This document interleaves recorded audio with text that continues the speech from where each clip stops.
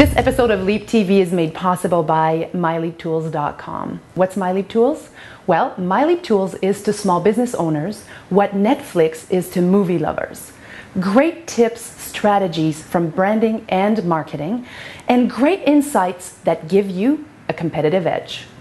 Today on LeapTV, we're going to talk about the benefits of having a really great bookkeeper on your side, on your team.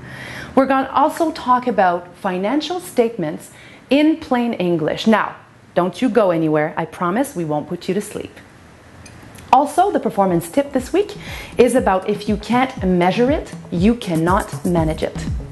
I'm Isabelle Mercier, and this is the show that shows you that small, intentional, and consistent actions lead to massive results.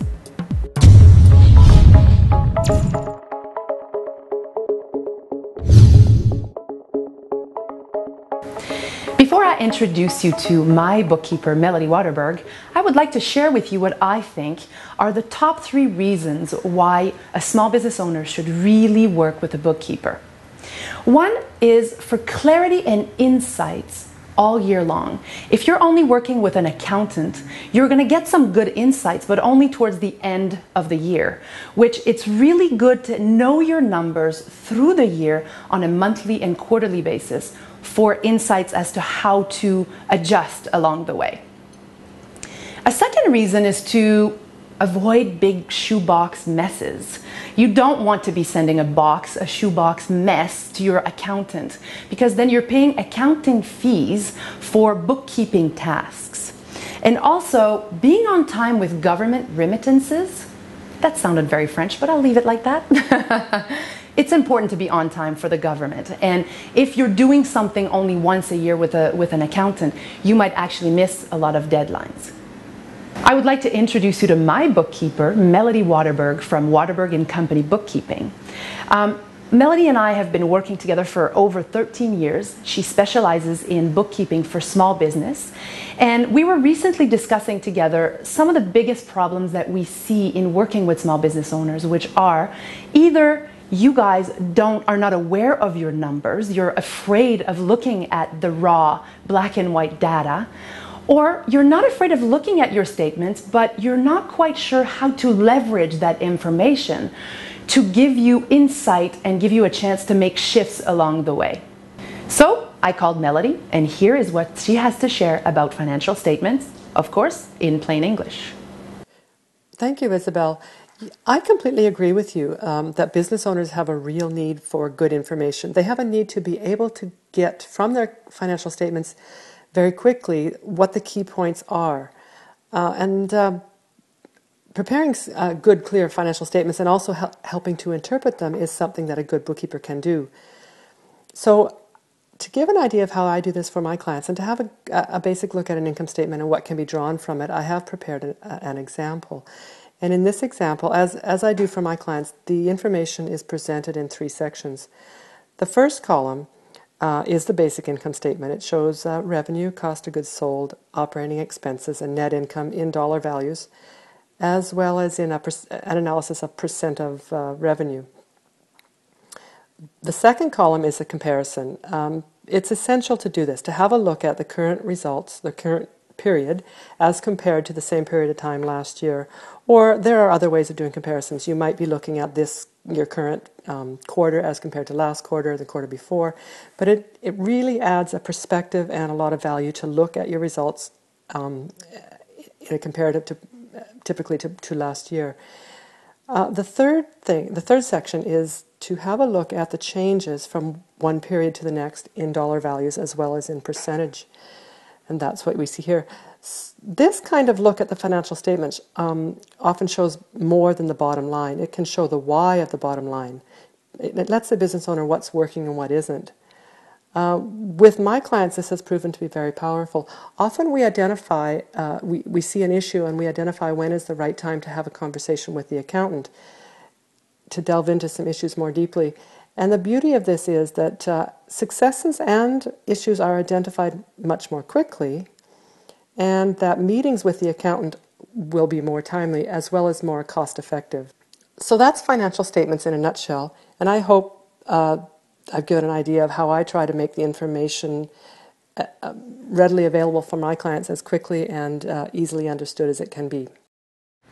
Thank you so much, Melody, for going over this with us in plain English. Now, what's the lesson here? Couple things. One is, don't be afraid of your numbers. Numbers don't lie. Your memory does, though. So many times I talk to small business owners and they think that last year was a much better year, when in fact the black and white numbers are better this year. Busy doesn't always mean a better year. And the second thing I would say is, if you already have a bookkeeper, make sure that you get that information on a regular basis. And if you don't have a bookkeeper on your side, get one. Now, Leapers, it is time to spark a conversation. Melody and I would love to hear your thoughts and other questions you might have on this hot topic. How you do that? Simple. All you have to do is add your comment below this video at LeapTV.com.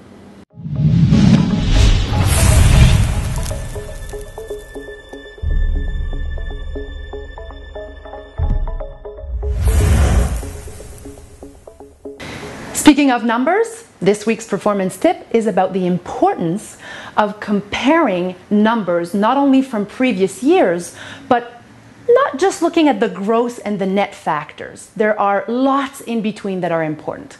And to help you with that, I have a kick-ass tool for you.